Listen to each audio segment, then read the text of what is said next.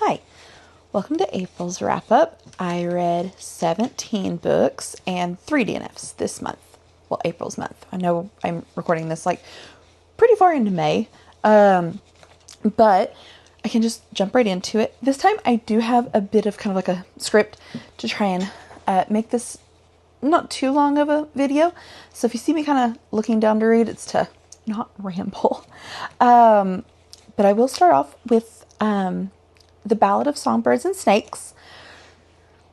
I read The Hunger Games in my early 20s and decided, with The Sunrise on the Reaping being about Haymitch, that was one of the few characters I really enjoyed.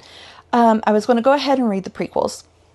I was lucky that Hoopla immediately had Sunrise on the Reaping, and then Libby had Ballad of Songbirds and Snakes with like a week wait.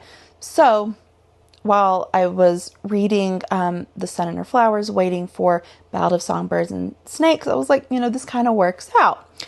But when I got to Ballad of Songbirds and Snakes, I have to admit, it was not for me. I didn't quite like it. I do like when authors expand on their universe. I don't really see issues with it. I know some people, like to leave things. But I do like it when they expand it and it's interesting. For me, Ballad of Songbirds and Snakes, it was very dull. And I was very shocked at how dull it was, given it was about Snow. To me, Snow is also one of the few characters, especially as a villain, I found just very fascinating.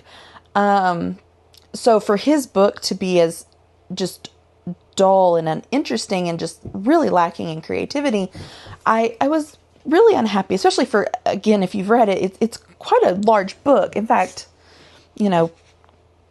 this, you see it, it's very floppy, but it's quite a large book. I think it's over, it's over 500 pages.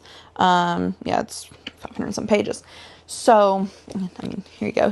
I got the really cute copy with the edges that'll match the original trilogy. I got that one. But I felt the book was bloated.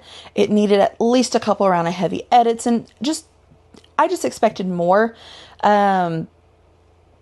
Especially when the game was over, even you have so much of the book left, and even when you get to the finale, for anyone who hasn't read it yet, you feel so like that's it. The payoff did not really resonate for me. Also for this to be the book that's supposed to show you like this is where Snow, I guess, got that villain arc from. It didn't land for me. It just didn't. And for me, I don't know. I guess like that was not for me. I love that I got to see like the snippets of like Tigress and things like that, but I felt like it was a cash grab versus Sunrise on the Reaping that I read directly after. That to me was Suzanne Collins' best work. I would take that book over even the original trilogy. I feel like Haymitch is just hands down one of the best characters she's ever created. Being able to read, not only his story, but the game that he was in, things like that. It was so good. It was such a beautiful approach, not only to expanding the universe, but just seeing kind of why certain other characters that you read in the original are the way they are, or do the things they do. It was really, really good. And it's so devastating. I feel that every character truly feels like they are there for a reason. And Sunrise on the Reaping really kind of shows the significance on why certain things happen for the revolution, so to speak, for Katniss later on. And that book really made me appreciate the Hunger Games in and of itself. Because, you kind of remember from reading the Hunger Games. I feel like that was the best one she has wrote so far. I also read The Sun and Her Flowers. Forget which month I read Milk and Honey, but this is just similar vibes. And I have it. It's this one, The Sun and Her Flowers. And like I said, I read another one that she wrote. It is very cute poetry, but I feel like I would have appreciated it more in my very young 20s versus now in my mid 30s. This is something I feel is just, I've grown out of the maybe stage of a life that really would resonate with, me. But maybe someone younger, it would resonate more.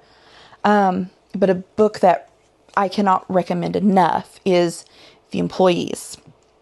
This book, it's short, as you can see, but you could finish this in a day. It's so amazing. It's just, please pick that up and dive into it. The structure, the writing style, it will hook you. I know it hooked me, but it lingers and it's just phenomenal. It dives into the human psyche and the light it shines on like work and the ethics of what perhaps that it means to, what it is doing to people and like just work in general and the morality and the ethics behind it. It's really worth the read, and it'll really linger in you after the read. It's truly beautiful, and just what ideas it brings to the table at the end of the day is well worth picking up.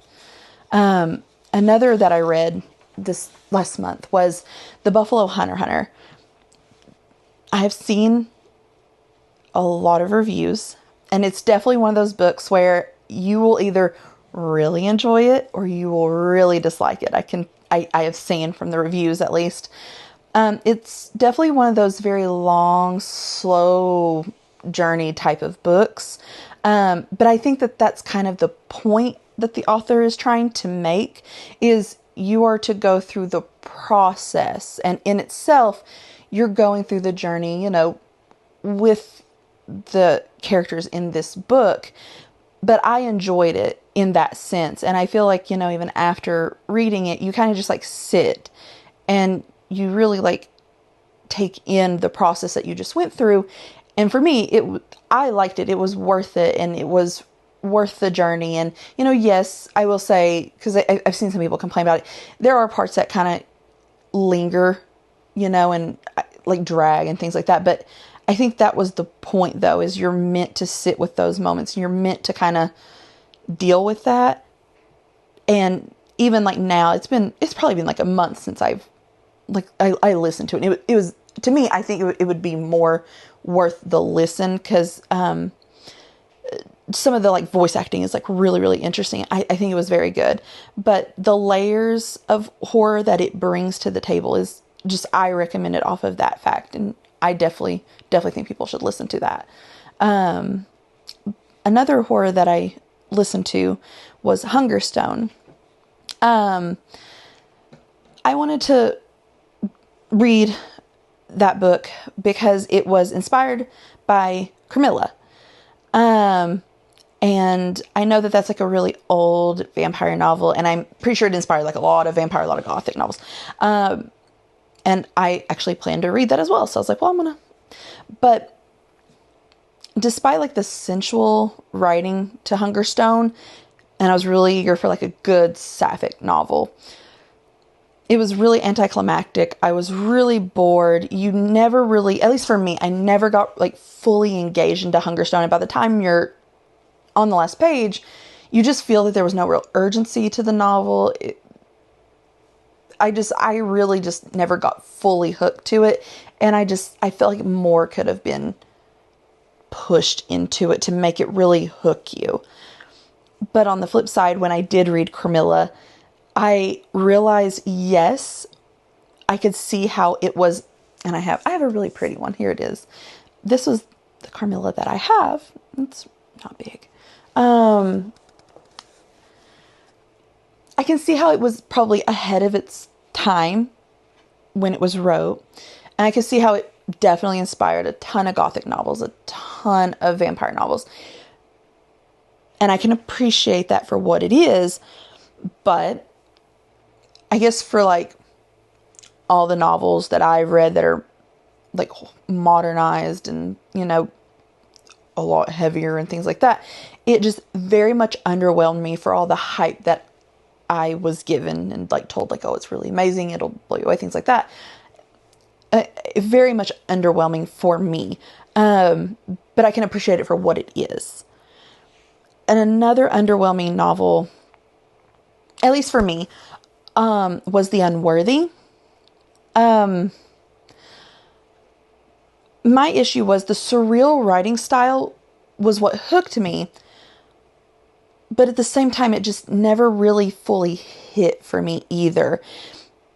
It's not long, it's short, but at the same time, it continues to ramble and it continues to just find itself not seeming, in my opinion, to really find the grounding that it needs to push itself to really engage for me in what I would like. I see a lot of people and a lot of reviewers that I respect who really loved it and really enjoyed it. But for me, I could not find it. And then it, like when it came to the finale, the last, probably like 25%, I feel like I realized what it was trying to do, but I feel like some of the scenes needed to maybe have been moved around in the plotting, and maybe that would have engaged me more. And then when it got to that final scene and that finale, it felt so rushed to a point that it didn't maybe do what it would have wanted to do, or maybe invoke the emotions it wanted to invoke out of me. But like I said, there are other reviewers in like the horror genre, like on TikTok and so on, that I really respect and really appreciate their reviews. And I read books because of how they view that. I know, think differently than I do. And, maybe I'm just missing something. Of course, I read another this month or last month, another one. I love this cover. It's so nice. And yes, it's just, once again, you know what we're here for. Kylo's on another part of his adventure doing nonsense. It's a banger, no notes. Listen, we need to talk, Julia. We need to talk. This right here, you see this? Did you kiss the brick before you threw it at every reader that's going to read that? Because that was hurtful. That was very hurtful. That is whoever has told you, because I've seen a lot of people talk about that book, and I've had it on my shelf for a while, and then I see a lot of people, read the book. I'm so like, I got to read the book. Everyone is right. Read the book. It is so good. And, and I see what the metaphor is. It's, you have obviously the plot, the story, but there is a grief metaphor within the very sad story to begin with. And it's so sad. And the atmosphere that is so filled with grief and sadness that just builds and builds throughout. And it's not a long, so I think it's slightly under 300 pages. And it's just, you should be prepared to be sad and to cry. And I cried. And you will cry. But you should still read it because it's amazing. And everyone should read that book. And speaking of another book that everyone should read, I know a lot of people don't really get into nonfiction. It's something that I will even say through most of my 20s, I was like, I'm not reading nonfiction. I don't want to read nonfiction, but this is a year where I'm like, I'm reading at least a little bit of everything that I do and don't or would not normally read, because it's just, I want to broaden myself. And one of those things is nonfiction. It's not something I normally pick up, and it's something that I should. One of those things that I decided was Braiding Sweetgrass. I've heard a lot of amazing things, and I will tell you, that is a book that is one of the most beautifully written books that I have read this year, if not ever. The way the author weaves her story, history, on top of her academics, it is so intriguing. In my opinion, it's a must read for any reader, whether you like nonfiction or not. It's just, it was beautiful. It is longer, and I understand a lot of people are like, they're not big on longer reads, but it's, even if you have to break it up in sections, it's something that I feel should be under everyone's belt as a reader. It's just so impressive and so beautiful, and just yes. Another one that is beyond beautiful is just so stunning. I don't want anyone to talk to me about it, because I cried for like 30 minutes straight from like the last probably like 40 pages, I think. Oh my goodness. I was crying my eyes out. I was crying during the end, after the end. I was a fit to behold. It was terrible, but it was beautiful. I need more books like that. I have more books like that. They're just something about cat books and devastating me is a constant. And I will recommend every one that I've read so far. And I'm going to keep like buying them and reading them. There's just something that I love, and they're all beautiful and I love them. Another one that was really good was Island Witch. Strong women who get revenge. Yeah. Every time. Perfect. This book has beautiful lore. It has a great payoff in the end. And I feel like more and more books, at least for me, will start out really good or have a decent plot or decent idea. And then the ending is either awful or just doesn't have a good payoff. This one does. You will get the payoff and a good ending that you deserve in a book. I will say though, it does struggle a little bit with characters and development. And I saw some reviews that also complained of that. I will attest, it does, but it is still a great story and it is worth picking up. And it is so interesting in how it just does the story and opens up the way that it tells the story. It is creepy. Just the way that it's like telling it, where you're like, oh gosh, what is going on? I liked it. That is definitely a good one. And another one, like I said earlier, I know that I'm trying to like broaden horizons. One thing, and I have tried multiple times to broaden horizons, but one thing that is very difficult for me on like horizon broadening is me and historical fiction are just, I get very bored. But my friend was like, hey, I have one for you that I think would work. Okay. It's called The Henna Artist. Listen, I loved it. It was, first of all, just beautifully written, like from the get-go. This author just knows how to use words to make a beautiful story.